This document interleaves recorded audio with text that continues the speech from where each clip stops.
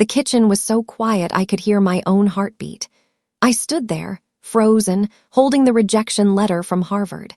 My hands wouldn't stop shaking. Then my mother's voice cut through the silence like a knife. "You are a disgrace to this family." The words hit me harder than anything physical ever could. A coffee mug crashed against the wall behind me, shattering into pieces. My father sat at the table, staring down at his newspaper like I didn't exist. He didn't say a word. He didn't have to. His silence said everything. I felt my face burning with shame. How could this be happening? I've worked so hard. 4 years of late nights, perfect attendance, extra credit, tutoring sessions. All for this moment. All for nothing. "Do you understand what you've done?" Mom continued, her voice shaking with rage. "Your cousins got into Yale, your sister's going to Princeton, and you couldn't even manage Harvard." The letter crumpled in my fist. I wanted to scream that I'd tried my best, that I was more than a college acceptance, that love shouldn't feel like this, but the words stuck in my throat like broken glass. I ran upstairs to my room and locked the door. Only then did I let myself cry. My name is Amelia Vaughn, and I'm 17 years old. Or at least, I was 17 when everything fell apart. I grew up in a house where love came with conditions, where approval had to be earned with report cards and trophy shelves. My mother graduated from Yale. She built Vaughn Consulting from the ground up and turned it into one of the most successful firms in the state. She wore her success like armor. Every conversation somehow circled back to her achievements, her sacrifices, her legacy. My father was quieter. He measured worth in numbers, test scores, class rankings, scholarship amounts. He'd pat my head when I brought home straight A's, but that was about as warm as it got. I have a younger sister, Claire. She's perfect. Captain of the debate team, first chair violin, early admission to Princeton at 16. Mom called her the golden child. She never said what that made me, but I felt it every day. In our house, failure wasn't an option. It wasn't even a word we were allowed to say. There were no participation trophies, no good tries, no room for being human. You succeeded or you disappeared. I used to think that was normal, that every family operated like a corporation where children were investments that needed to show returns. I thought if I just worked harder, studied longer, pushed further, I'd finally be enough. The Harvard rejection taught me I was wrong. The night before college decisions came out felt like waiting for a death sentence. My entire family gathered in the living room like it was some kind of ceremony. Mom made me wear my lucky navy dress, the one I'd worn to every major test and competition. "Tonight changes everything," she said, straightening my collar. "Tonight you become a Vaughn legacy at Harvard." My hands were sweating. I'd checked the portal 17 times that day. The email was supposed to arrive at exactly 7 p.m. Eastern Time. We had 30 minutes. Claire sat on the couch, already wearing her Princeton hoodie. Dad poured himself whiskey. Mom stood behind me, her hands gripping my shoulders like she was afraid I might run. When my phone finally buzzed, the room went silent. I opened the email with shaking fingers. The first line appeared on the screen. "We regret informing you." I couldn't read the rest. The words blurred together. My mother's grip on my shoulders tightened until it hurt. Then she let go completely. Nobody spoke. The silence was worse than screaming. It pressed down on me, suffocating and heavy. I looked up at Mom. Her face was completely blank, like someone had switched off all her emotions. "I'm sorry," I whispered. She walked out of the room without a word. My world began to collapse. The next morning, I heard Mom on the phone with Mrs. Patterson from next door.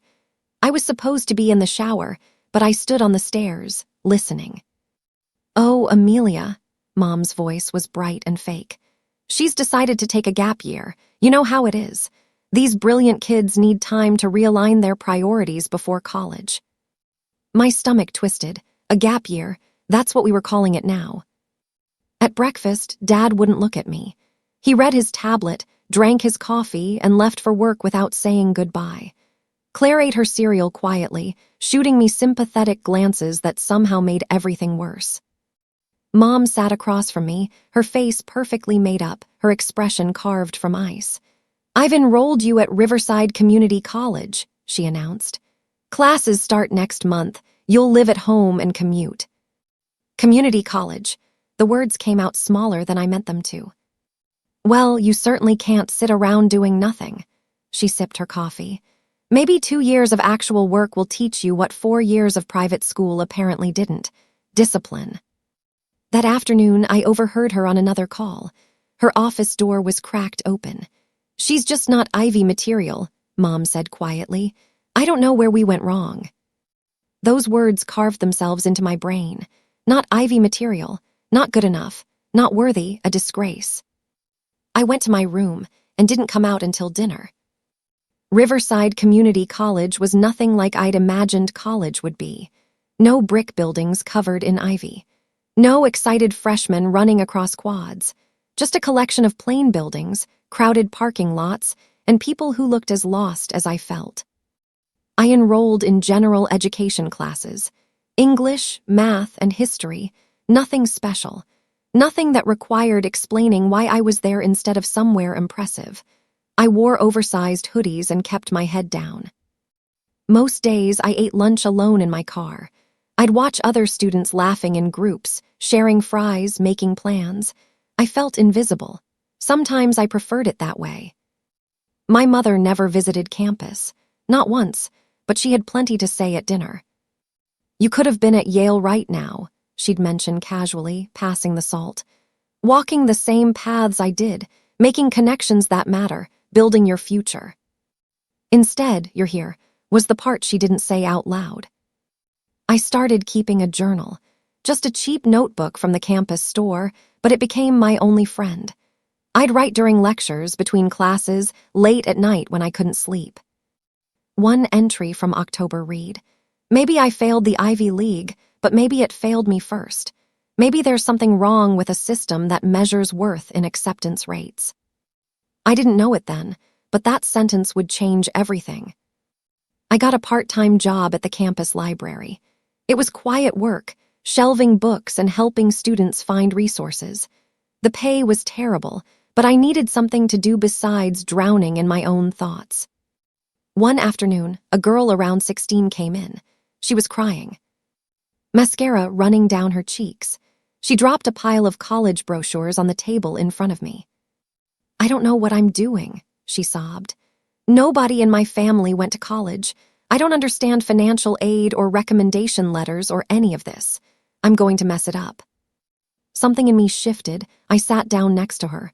"Okay," I said. "Let's figure it out together."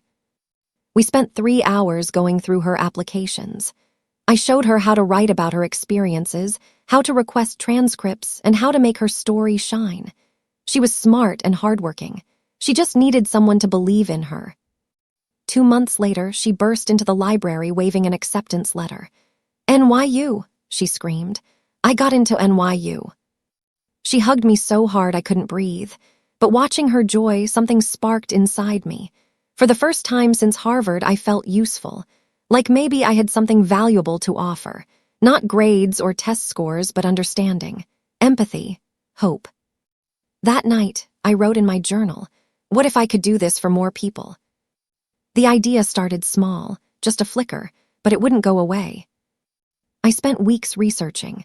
Every night after my library shift, I'd go home and dive into articles about first-generation college students, application challenges, hidden barriers. I interviewed classmates who'd struggled with the process. I collected stories. The more I learned, the angrier I got. The college system wasn't built for everyone. It favored kids with resources, connections, and private counselors. Kids whose parents understood the game. Everyone else had to figure it out alone. I started designing a digital guide, something that could walk students through every step of applying to college. Free resources, sample essays, financial aid calculators, deadline trackers. Everything I wished I'd had. Everything that girl in the library needed. I called it Next Step. My coding skills were basic at best. I taught myself through YouTube videos and online tutorials. My laptop was ancient and kept freezing. I worked on my bedroom floor because I didn't have a desk. But slowly, the platform started taking shape. One night, Mom knocked on my door. It was late. She never came to my room anymore. "What are you working on?" she asked. "A project," I said, closing my laptop. "For a class." She nodded and left. I don't think she actually cared, but I wasn't ready to tell her. This was mine, my secret, my hope. I couldn't let her take it from me. My college had an entrepreneurship club that met on Thursday nights. I'd walked past their meetings a dozen times, always too scared to go in. But I needed feedback on next step. I needed to know if my idea was crazy. I finally worked up the courage to attend. There were maybe 15 students there, all presenting their startup ideas. Tech apps, food delivery services, clothing brands. Everyone sounded so confident. When it was my turn, I stood up with shaking hands. "I'm building a platform to help first-generation students apply to college," I explained. "It breaks down every step, provides resources, and makes the process less scary." I waited for encouragement. Instead, a guy in a backwards cap laughed. "No offense, but who needs that? There are already guidance counselors. This feels kind of pointless." Others nodded. "The market's probably too small," someone added. "Most people figure it out on their own anyway." My face burned. I mumbled something about needing to work on it more and sat down. The meeting continued around me, but I stopped listening. I walked to my car in the dark, fighting tears. Maybe they were right. Maybe it was pointless. Maybe I was wasting my time on something nobody wanted. But then I thought about that girl's face when she got into NYU, and I thought, they said the same thing about me once, that I wasn't good enough, that I'd never matter.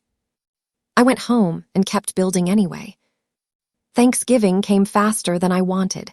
Mom insisted I come home for dinner. "Family tradition," she said, like we were still a normal family, like nothing had changed. I wore a simple black dress and showed up on time. The house smelled like roasted turkey and Mom's famous cranberry sauce. Everything looked perfect. The china, the centerpiece, the candles, the same perfection that used to feel like love but now just felt cold. Claire was already there, talking excitedly about her freshman classes at Princeton. Dad asked her about professors and clubs and internship opportunities. Mom beamed with pride. Nobody asked me anything. Halfway through dinner, Mom set down her wine glass. "Claire has some exciting news," she announced. "Tell your sister, honey." Claire looked uncomfortable. "I got early admission to Princeton's law program. It's a special track. Only 10 students get selected." "That's amazing," I said, and I meant it. Claire hadn't done anything wrong. She was just better at being what our parents wanted. Mom smiled. "Maybe she can teach you something about driving, about not giving up when things get hard." The table went quiet. Dad coughed. Claire stared at her plate. I felt my fork bending under my grip. I set it down carefully, stood up, and smiled. "Excuse me, I'm not feeling well." I grabbed my coat and left. Nobody followed me. That night, I decided something important. I'd never beg for a seat at their table again. I was done apologizing for existing. I moved out 3 weeks later. I found a tiny studio apartment near campus. It was cheap because the heater barely worked and the walls were thin enough to hear my neighbors arguing. But it was mine. Mom called it dramatic and unnecessary. Dad said I was wasting money on pride. I didn't care. For the first time in my life, I could breathe. I brought my laptop, some clothes, and my journal. That was it. I didn't need anything else. The first night in my new place, I sat on the floor with my laptop and bought a domain name. Nextstepcom. It cost $12. It felt like the most important purchase I'd ever made. I whispered to myself, if no one builds this for girls like me, I will. The heater clanked and groaned. The fridge hummed too loudly. Outside, someone's car alarm kept going off, but I smiled anyway, because this broken little apartment felt more like home than that perfect house ever did. I opened my laptop and got to work. The next few months were brutal. I balanced full-time classes, my library job, and building Next Step. I survived on ramen noodles and vending machine coffee. Sleep became optional. Most nights, I worked until 3 or 4 in the morning, then dragged myself to my 8 a.m. lecture. My eyes burned. My back ached from sitting on the floor, but I kept going. Every failed test became fuel. Every dismissive comment from the entrepreneurship club became motivation. My internal voice changed from defeated to defiant. I'm not a disgrace. I'd tell myself when exhaustion made me want to quit. I'm just becoming something she can't understand. I built resource libraries. I created step-by-step guides for filling out FAFSA forms. I interviewed admission counselors and compiled advice. I designed templates for personal essays, everything I wished someone had given me. The platform was rough, the design was basic, but it worked. I tested it with a few students at the library. They loved it. "This is exactly what I needed," one girl told me. "Why doesn't this exist everywhere?" That question kept me going on the hardest nights, because it should exist, because students like us deserved better, because someone had to care. I didn't know it yet, but I was building something that would change everything.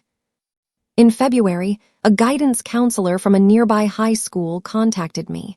Someone had told her about Next Step. She asked if she could test it with her students.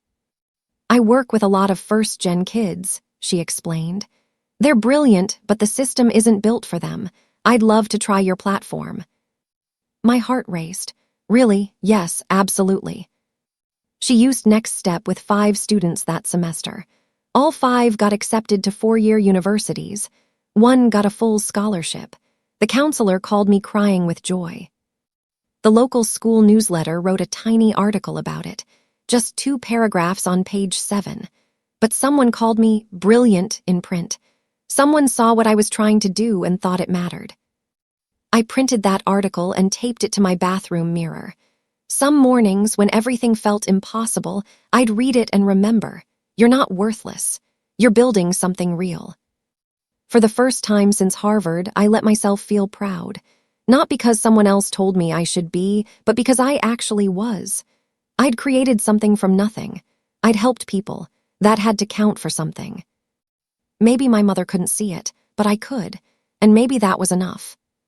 The email arrived on a random Tuesday. I almost deleted it, thinking it was spam. The subject line read, "Partnership Opportunity Next Step Platform." It was from Central State University. Their admissions department wanted to pilot Next Step with their incoming freshman program. They'd pay me a small licensing fee and help me refine the platform. I read the email 7 times to make sure it was real. My hands shook as I typed back, "Yes, I'm very interested. Let's talk." That same afternoon, my mother called.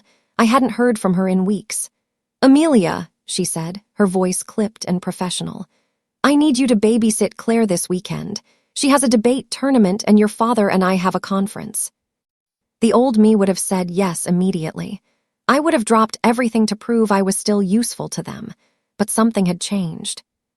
"I can't," I said. "I have work commitments." Silence, then, work commitments at that library. "Something else," I said. I didn't elaborate, she didn't ask. "Fine," Mom said coldly. "I'll figure it out." She hung up. I stared at my phone, waiting for guilt to hit me, but instead I felt free, like I'd finally stopped carrying a weight I was never meant to hold. That evening, I signed a partnership agreement with Central State, my first real business deal. I celebrated with pizza and cried happy tears on my apartment floor. Mom attended a charity gala in March. I saw photos on social media. She wore a designer gown and stood with other successful women, all of them smiling like they owned the world. Someone posted a picture with a caption, "Linda Vaughn discussing her daughter's achievements. So inspiring." I clicked on the comments.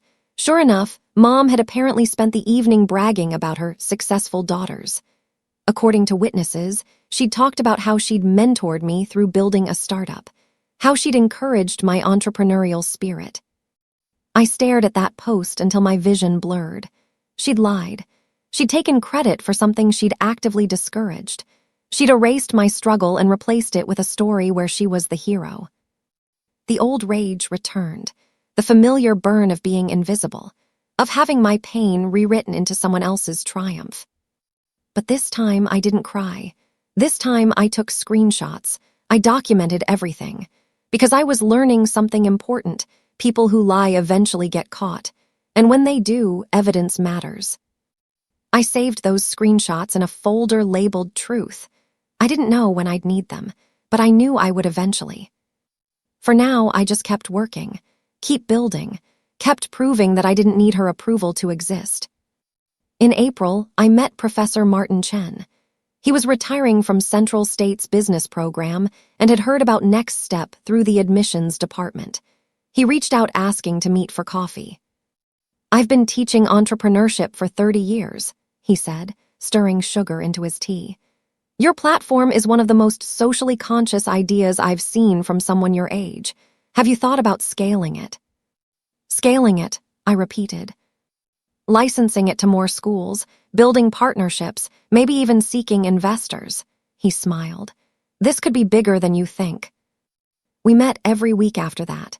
Professor Chen taught me about business strategy, market analysis, and negotiation tactics. He showed me how to write proposals, pitch ideas, and handle rejection professionally. "The best entrepreneurs don't come from privilege," he told me once. "They come from necessity, from seeing a problem nobody else bothers to fix." He never asked about my background, never judged me for starting at community college.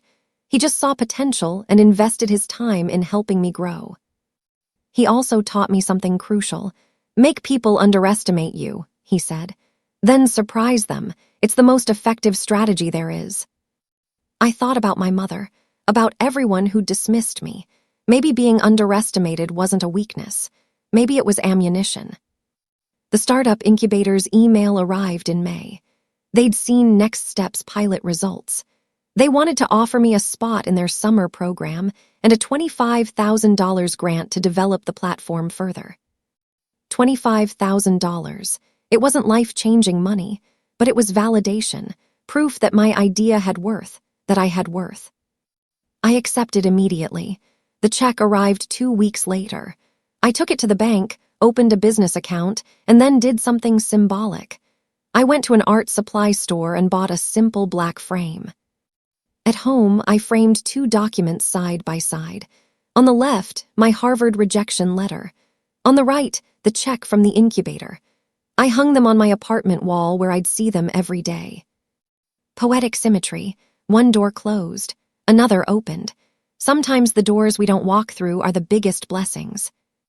I called Professor Chen to share the news. He laughed with genuine joy. "This is just the beginning," he said. "Wait until you see where this goes." That night, I allowed myself to imagine a future where I wasn't defined by my failures, where my mother's voice didn't echo in every decision, where I built something that mattered. It felt possible. For the first time in years, my future felt possible. The demo was supposed to change everything. I'd spent weeks preparing. A major education technology conference invited me to present Next Step to a room full of potential investors. I practiced my pitch 100 times. Professor Chen helped me refine my slides. I bought a professional outfit I couldn't really afford. Everything was ready. The morning of the presentation, I logged in to test the platform one final time. The screen froze. Then it went black. Error messages flooded in. The entire system had crashed.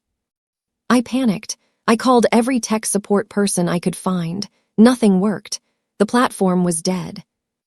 I had to cancel my presentation 20 minutes before it started. Investors I'd hoped to impress never heard my pitch.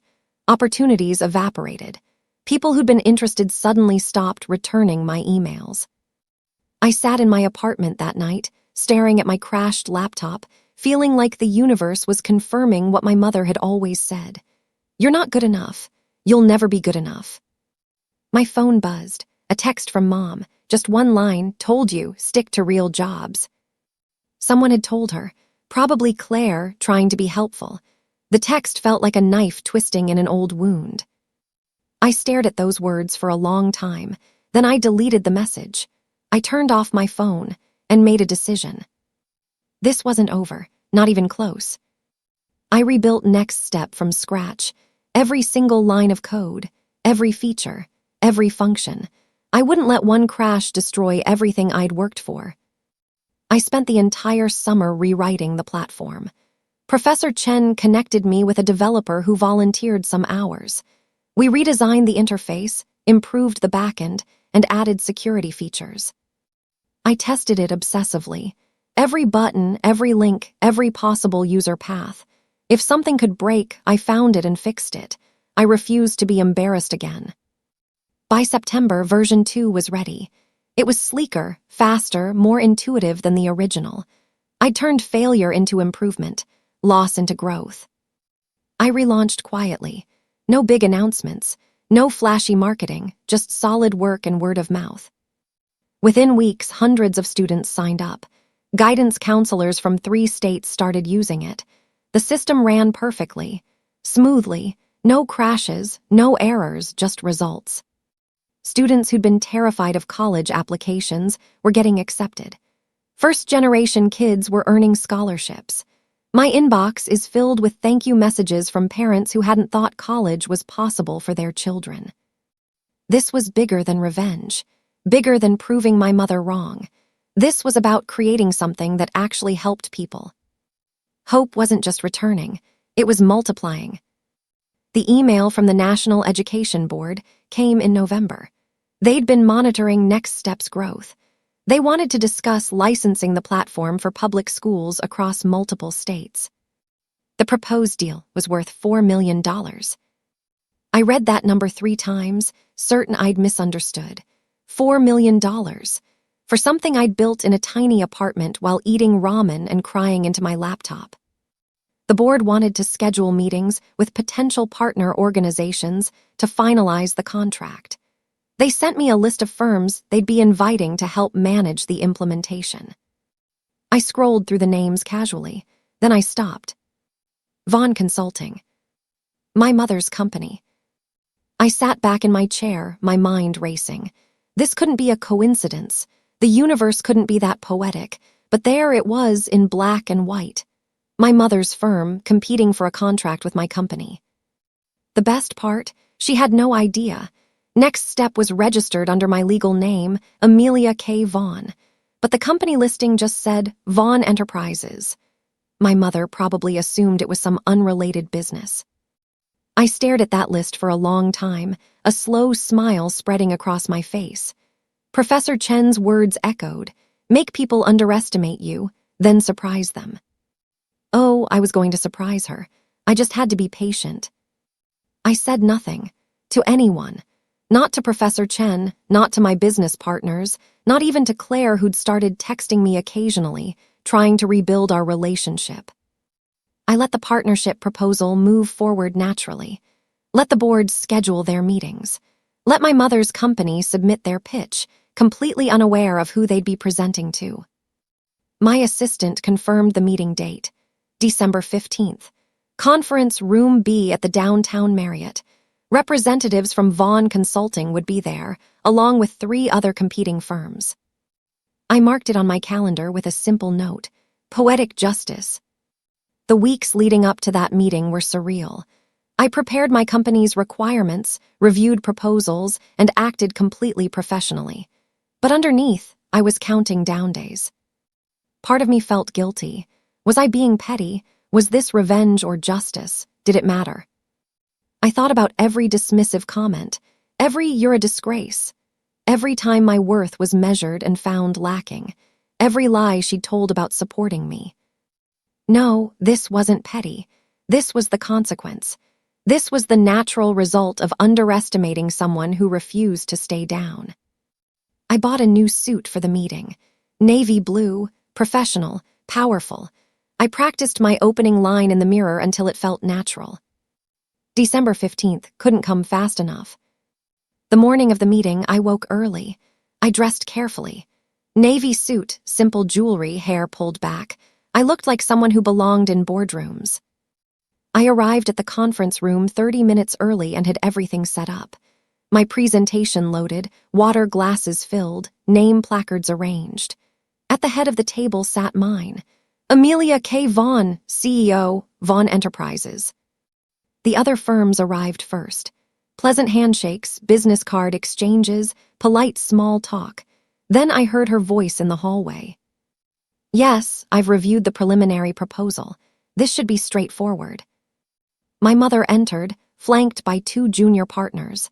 She wore a designer suit, carried an expensive briefcase, and exuded confidence. She'd clearly done this 1,000 times. She glanced at the table, noting the other companies. Then her eyes landed on me. She froze. Her mouth opened slightly. Her face went pale, then red, then pale again. One of her partners touched her elbow, concerned. Mrs. Vaughn. I smiled professionally. Good morning, Mrs. Vaughn. Shall we begin? The room went silent.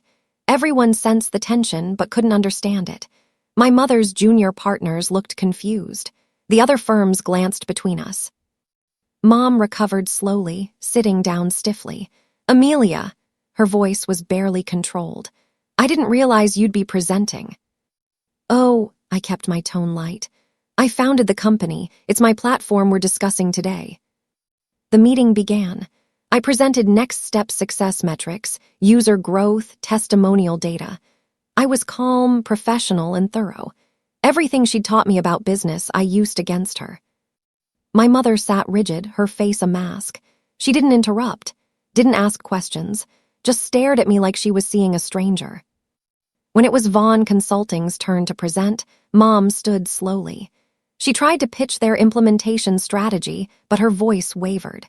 She kept losing her place in her notes. Her junior partners exchanged worried glances. This wasn't the confident CEO they knew. Something was wrong. Mom tried to negotiate terms. Given our firm's reputation, we'd expect a certain percentage of. Mrs. Vaughn, I interrupted politely but firmly.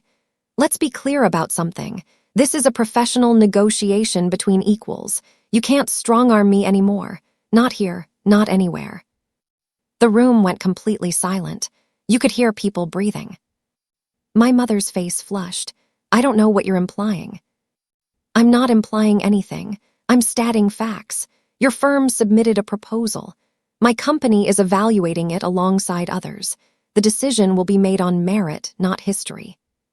One of the other firm representatives coughed awkwardly. This was clearly personal, and everyone could tell. The meeting continued, but the damage was done. My mother couldn't recover her composure. Her pitch fell flat. Her numbers didn't add up. She forgot key points. When all presentations were finished, I thanked everyone professionally. We'll be in touch within the week with our decision. As people filed out, Mom lingered. Amelia, we need to talk. No, I said simply, we don't. I gathered my materials and walked out, leaving her standing alone in that conference room. The roles had finally reversed. I spent 3 days reviewing proposals. On paper, Vaughn Consulting wasn't the worst option. They had experience and resources, but they also had a conflict of interest. More importantly, they represented everything I'd fought to escape. The conditional love, the performance pressure, the constant judgment. I'd built Next Step to help kids who felt inadequate. Partnering with my mother would corrupt that mission. I called the board with my decision. We're declining Vaughn Consulting due to conflict of interest. We'll move forward with Harrison and Associates instead. The board director hesitated. Are you certain? Vaughn has strong credentials. I'm certain. Harrison aligns better with our values. The announcement went out that afternoon. Vaughn Consulting lost a contract projected to bring in millions over 5 years. Harrison and Associates got the deal instead. Within days, news leaked. Industry publications picked up the story. Vaughn Consulting loses major contract to competitor. The speculation started immediately. Why did they lose? What went wrong? My mother's board demanded answers. A source told me she tried to explain it was a personal conflict, but couldn't provide details without exposing our family dysfunction. 2 weeks later, another article appeared. Linda Vaughn steps down from CEO position. The company board had forced her resignation. They blamed her for losing the contract, for personal issues affecting professional judgment. Her empire crumbled, and I felt nothing. Not satisfaction, not guilt, just emptiness where anger used to live. The publicity from the contract announcement brought unexpected attention. Media outlets wanted to know about Next Step's founder. College Reject builds multi-million-dollar platform for students, one headline read. They loved the story. The rejection from Harvard, the community college start, the tiny apartment, the crashed demo, the comeback. It had everything: struggle, perseverance, triumph. I gave interviews carefully, focusing on the platform's mission rather than my personal drama. But people connected the dots. Someone found my mother's name. Someone mentioned Vaughn Consulting losing the contract. The narrative wrote itself. Daughter rejected by mother builds company that rejects mother's firm. The internet ate it up. I didn't confirm or deny anything. I just kept talking about the students we'd helped. The guidance counselors using our tools. The first-generation kids getting into colleges they'd never dreamed of reaching. That's what mattered, not revenge but impact. One morning, my phone rang. An unknown number. I almost didn't answer. Amelia Vaughn, a woman's voice. This is Harvard University's Office of Alumni Relations. We'd like to invite you to speak at our annual Entrepreneurship Summit. I laughed out loud. Harvard? You want me to speak at Harvard? Yes, your story is exactly what our students need to hear. That rejection isn't the end. That success has many paths. I accepted. How could I not? Standing backstage at Harvard's Entrepreneurship Summit felt surreal. The same university that rejected me now wanted to hear my advice. The irony was almost too perfect. I wore my Navy suit, carried note cards I didn't need. My speech was titled, "When Failure is the Best Admission Letter You'll Ever Get."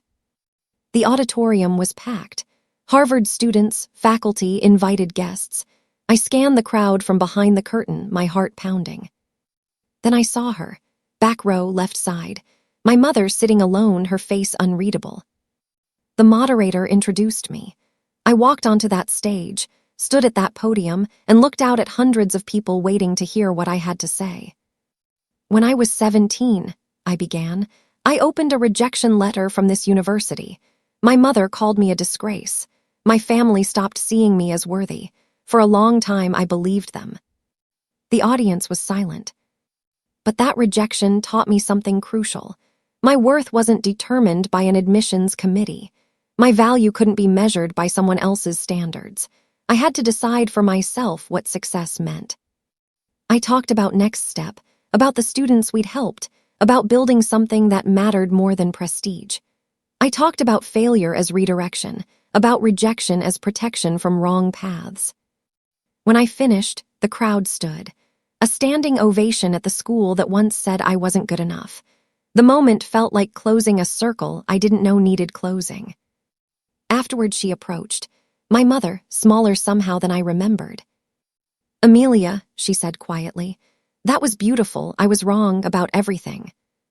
I looked at my mother for a long moment. She'd aged since I'd last really looked at her. Gray strands in her hair, lines around her eyes. She looked tired. Humans. "I know," I said simply. She flinched. "Can we talk, really talk?" Part of me wanted to say no, to walk away and never look back, to let her feel what abandonment tasted like. But I was tired of carrying anger.